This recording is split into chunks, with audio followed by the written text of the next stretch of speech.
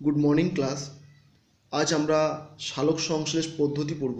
এই সালোক সংশ্লেষ পদ্ধতিকে আমরা দুটি ভাগে ভাগ করেছি, একটি আলোক দশা আর একটি অন্ধকার দশা। এই আলোক দশা গ্রানাতে সম্পন্ন হয় এবং অন্ধকার দশা পাতার স্ট্রোমাতে সংঘটিত হয়।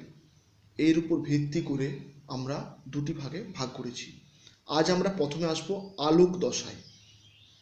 এই আলোক দশা বা আলোক নির্ভর দশা, অর্থাৎ এই দশায় আলোটা ম্যান্ডেটরি, আলোকের উপস্থিতির প্রয়োজন হয়।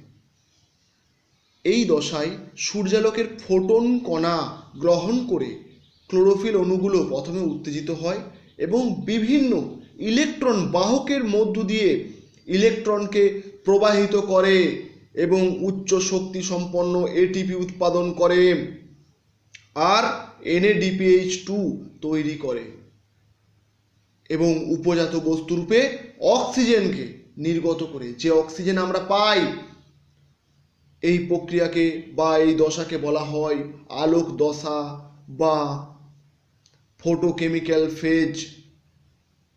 এই আলোক দশাতে বেশ কিছু ফটো সিস্টেম আছে। এই ফটো সিস্টেম আমরা আগে বলেছি দুটি, PS1 আর হচ্ছে PS2। PS1 ফটো সিস্টেমে আলোক শোষণ বর্ণালী P700 আর PS2তে P680। এই PS1-এ F1F0 যা এটিপি উৎপন্ন করে এটিপি সিনথেজের সহযোগিতায়। F1F0-কে কি বলি আমরা? ফার্নান্ডেজ মোরান অধঃএকক। এই এটিপি সিনথেজের সহযোগিতায় এটিপি উৎপন্ন করে।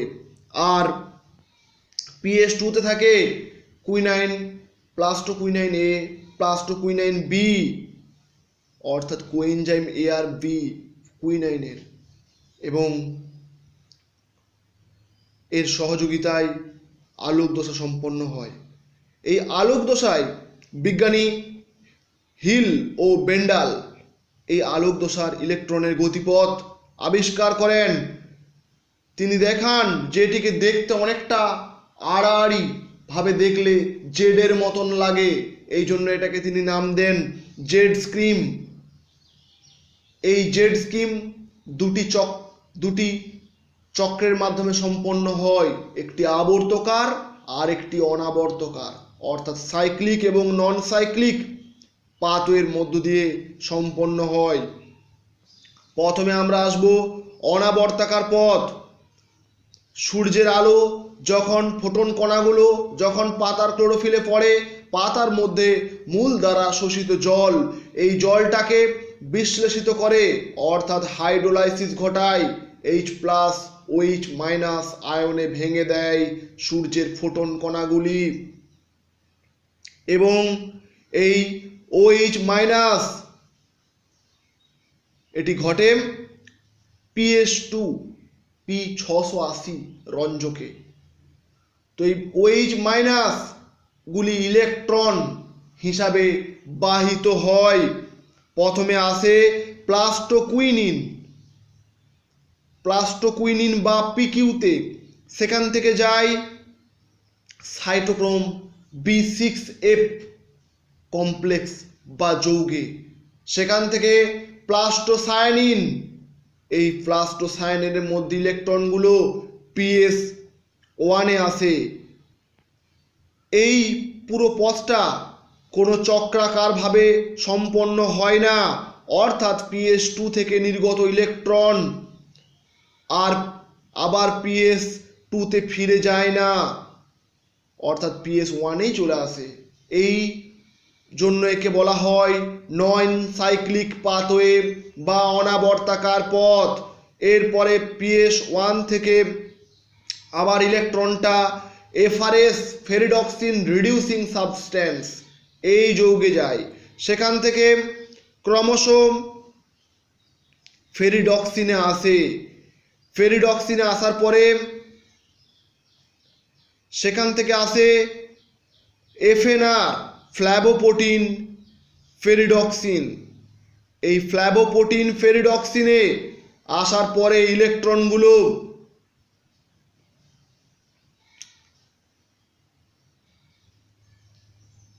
আর যে জলটা যে ভেঙেছিল এইচ প্লাস ও এইচ মাইনাসে, এখান থেকে এইচ প্লাসটা আসে, এই এইচ প্লাসটি এখন এফএনআর যে এনএডিপি করেছিল, এনএডিপি প্লাস তার সঙ্গে এইচ প্লাস যুক্ত হয়, দিয়ে তৈরি হয় NADP H plus H plus.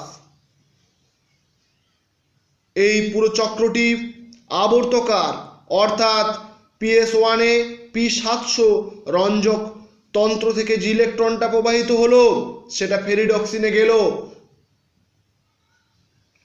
আবার পুনরায় ইলেকট্রনটা ট্রান্সফার হয়ে সাইটোক্রোম B6F যৌগে আসে এবং সেখান থেকে PS1 রঞ্জকে আসতে পারে।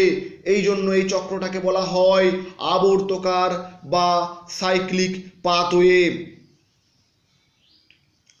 এটি হচ্ছে আমাদের জেড স্কিম নামে পরিচিত।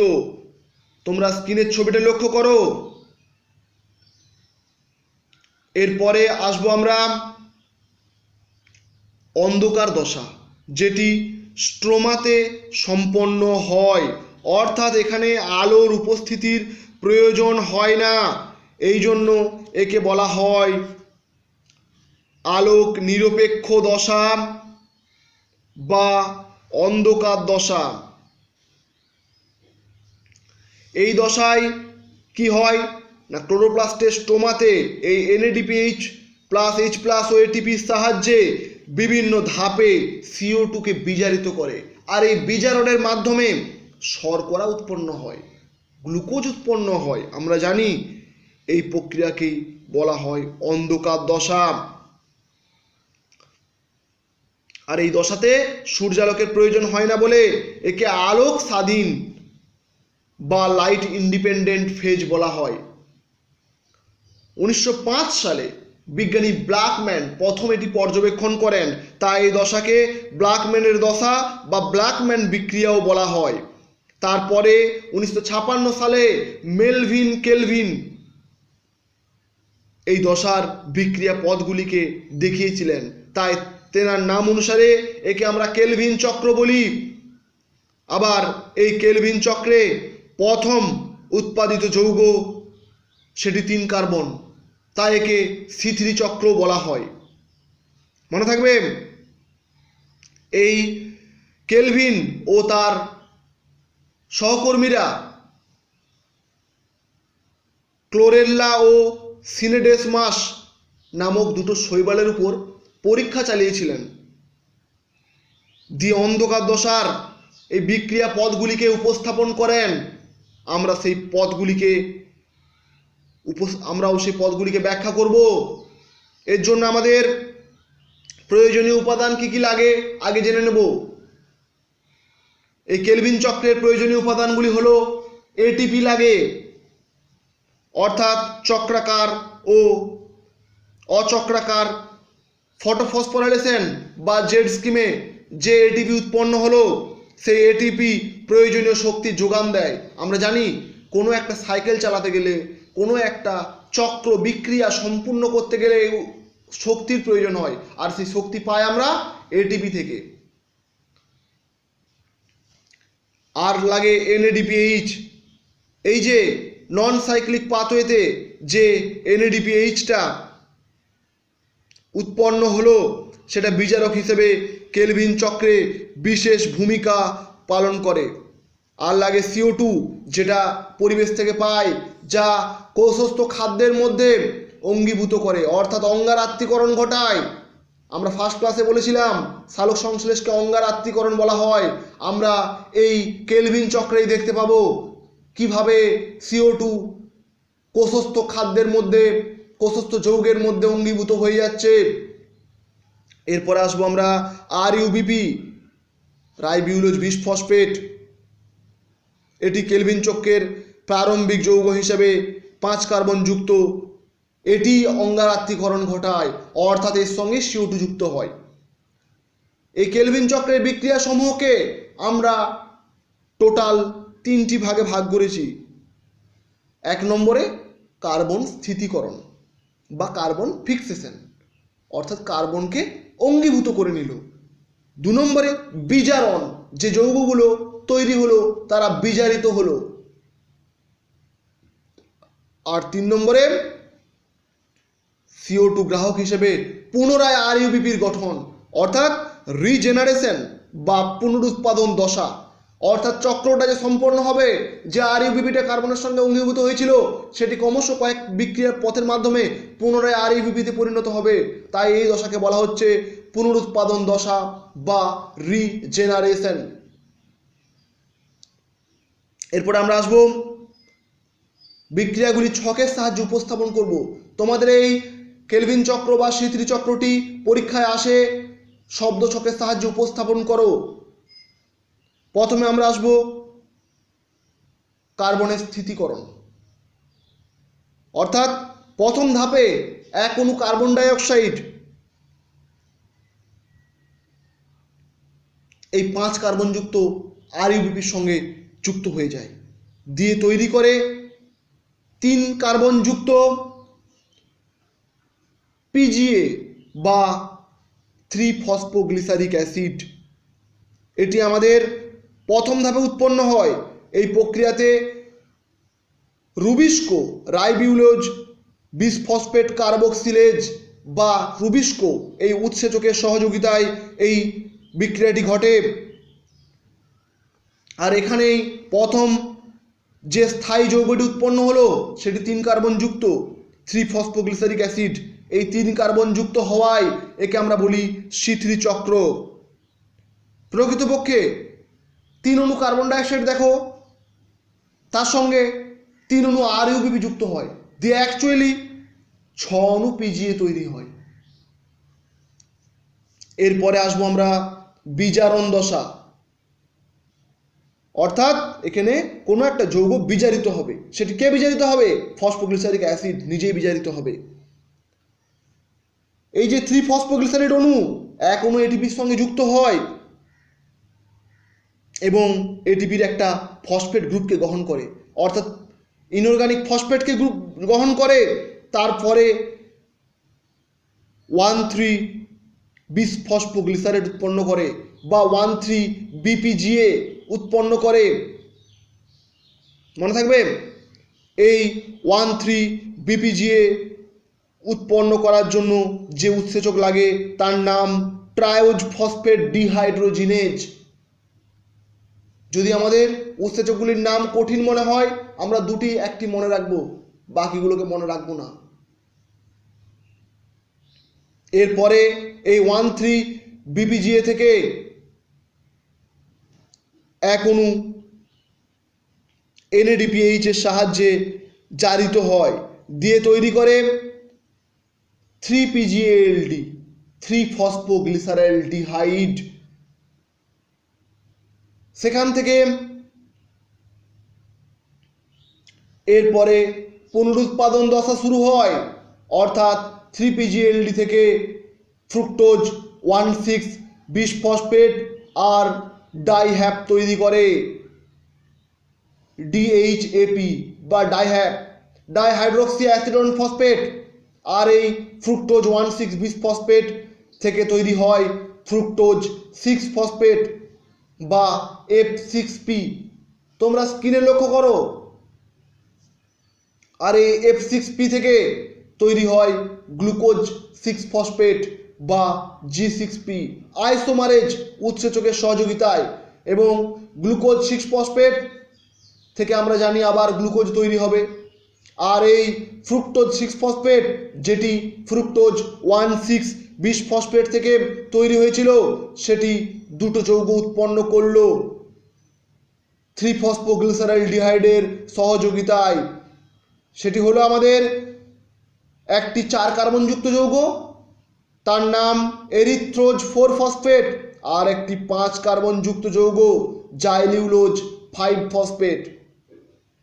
এই এরিথ্রোজ 4-ফসফেটের সঙ্গে ডাইহাইড্রোক্সি অ্যাসিটন ফসফেটের সহযোগিতায় তৈরি হলো সেডোহেপ্টোলোজ 1,7-বিসফসফেট। এই দেখো এখানে একটি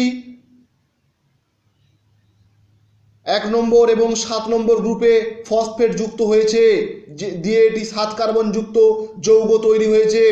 সেটি তৈরি হলো 4 কার্বনযুক্ত এরিথ্রোজ ফসফেটের সঙ্গে 3 কার্বন যুক্ত ডাইহাইড্রক্সি অ্যাসিটোন ফসফেট যুক্ত হয়ে সেখান থেকে আবার এক অণু ইনঅর্গানিক ফসফেট ছেড়ে দিল। অর্থাৎ 1 নম্বরে সেডোহেপ্টোলোজের 1 নম্বরে কার্বনের সঙ্গে যে ফসফেট যুক্ত ছিল সেটি ছেড়ে দিল। তাহলে কিসে রূপান্তরিত হবে? সেডোহেপ্টোলোজ 7 ফসফেট তৈরি করবে। এই সেডোহেপ্টোলোজ 7 ফসফেট পুনরায় 3 কার্বন যুক্ত পিজিএলডি এর সহযোগিতায় তৈরি করলো রাইবিউলোজ 5 ফসফেট বা রাইবোজ 5 ফসফেট। এই রাইবোজ 5 ফসফেট থেকেই তৈরি হয় রাইবিউলোজ 5 ফসফেট এবং সেখান থেকে আবার চক্রটি অর্থাৎ রাইবিউলোজ 20 ফসফেট CO2 সঙ্গে যুক্ত হবে, দিয়ে তৈরি করবে রাইবিউলোজ 1,5-20 ফসফেট। আর এই বিক্রিয়াতে এই সেডোহেপ্টোলোজ 7 ফসফেট জাইলিলোজ 5 ফসফেটের সঙ্গে যুক্ত হয়ে তৈরি করে রাইবিউলোজ 5 ফসফেট। অর্থাৎ পুনরুৎপাদন দশাটি কমপ্লিট হলো। আমাদের যদি রাইবিউলোজ 5 ফসফেট উৎপন্ন না হতো তাহলে আবার CO2 গ্রাহক হিসেবে রাইবিউলোজ অংশগ্রহণ করতে পারত না। অর্থাৎ বিক্রিয়াটিকে চক্রাকারে সম্পন্ন করার জন্য এই রাইবিউলোজ পুনরায় কার্বন ডাইঅক্সাইডের সঙ্গে যুক্ত হবে, আবার তৈরি করবে রাইবিউলোজ 1,5-20 ফসফেট। সেখান থেকে আবার তৈরি হবে 3PGA 3 ফসফোগ্লিসারিক অ্যাসিড। এইভাবে পুরো চক্রটিকে চলতে থাকবে এবং এটি 3 কার্বন যুক্ত হওয়ায় একে আমরা বললাম C3 চক্র। এর পরের দিনে আমরা আলোক শোষণ বা ফটো রেসপিরেশন পড়ব, অর্থাৎ C2 চক্র পড়ব, C4 পড়ব। তার পরের দিনে আমরা ক্যাম্প পড়ব, ব্যাকটেরিয়ার সংশ্লেষ পড়ব। তাহলে আমাদের সালোক সংশ্লেষ চ্যাপ্টারটি কমপ্লিট হবে। তোমরা এই শব্দ ছকটি আমি তোমাদের স্ক্রিনে দেব অথবা বইয়ে আছে, সেখান থেকে তোমরা খাতায় তুলে শব্দ ছকটিকে ভালো করে করার চেষ্টা করবে। উৎসেচকগুলোর নাম অত মনে রাখার প্রয়োজন নেই, 2-1টি উৎসেচকের নাম মনে রাখবে আর এটি পরীক্ষায় আসবে। এই আজকে যেটি পড়ালাম জেড স্কিম এবং C3 চক্র খুব ইম্পর্ট্যান্ট।